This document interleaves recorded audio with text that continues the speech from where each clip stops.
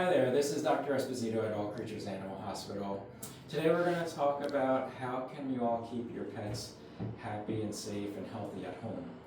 We get many questions about this from our clients, and today I've got Lindsay here assisting me. We've got some common questions we hear from our pet owners, and I hope this helps you all keep your pets healthy at home. Dr. Esposito, what can I do to provide my dog with the best nutrition possible? So nutrition, some of this is a personal preference by the owners. Some of it we can recommend. Ultimately, we want a good quality food for our dogs. There's a lot of people out there and a lot of thoughts about pet food versus cooking for our pets versus many in-between products that are offered now by a lot of different companies. Ultimately, what we want is a pet food that agrees with your pet. So we obviously don't want them having GI upset, no vomiting, no diarrhea.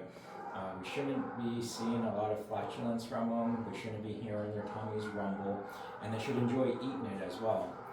So in general, a lot of the pet foods that we see out there, whether it's dry food, kibble, or wet food, canned food, we should have a good quality protein in there. There shouldn't be a whole lot of fillers in there, and your dog should enjoy eating it. There's other products out there, things that are in the refrigerated section of many of our grocery stores. Those are becoming more common. One of the things that I would recommend staying away from, unless we have a reason to feed it, are grain-free diets. Our grain-free diets have proven in recent years to exacerbate some cardiac diseases in our dogs. So unless we have a specific reason to use a grain-free diet, I would recommend staying away from that. What are some health issues I can watch out for at home? So at home, you all know your dogs and cats better than us, right? So you know your dog when they're acting like themselves, when they're happy, when they're active. You know their activity level. You know how they act when they're happy. You know if they're just off a little bit. But in general, things that we look for when they're not feeling well is a lack of interest in food. Most of our dogs and cats like to eat. So if all of a sudden they don't want to eat as much as usual, that may be a sign they don't feel well. Drinking water. If they're not drinking as much or they're drinking a lot more than usual, that could be a sign that we're having some problems. Other things could be hiding. If they're usually a social animal and they don't want to be with the family, maybe they don't feel good.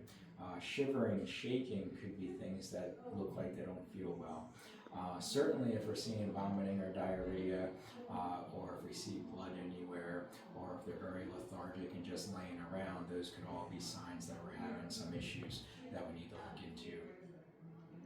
How can I keep my dog from becoming overweight? So the recommendations are the same for them as it is for us, right? Exercise and diet. So ultimately the amount of calories they take in and the amount of calories they burn off are what keeps their weight in check. So if we've been feeding our dogs the same food and the same quantity of food and they're not getting any new snacks or more snacks and they're just as active as they always were and they're gaining weight or losing weight, maybe something else is going on. Maybe we need to look into that. Weight loss with no other changes could be a sign that they're not feeling well. Weight gain without any other changes might be a sign that something could be going on with them. So that is what we want to do. Keep them active, feed them a normal amount of food, a caloric intake that maintains a proper weight for them. Is there anything else you'd like to add about wellness at home? I think wellness at home, I think you all need to just be aware of what's in the environment for them. Make sure that we don't have any toxins or medications that other people or animals in the household have. Want to make sure that they can't get into these things.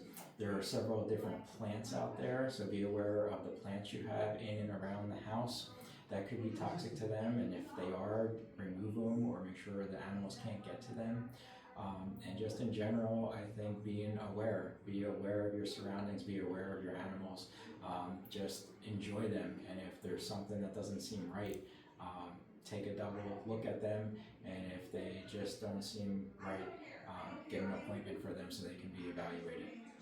Thank you for your time today, Dr. Esposito. Thank you.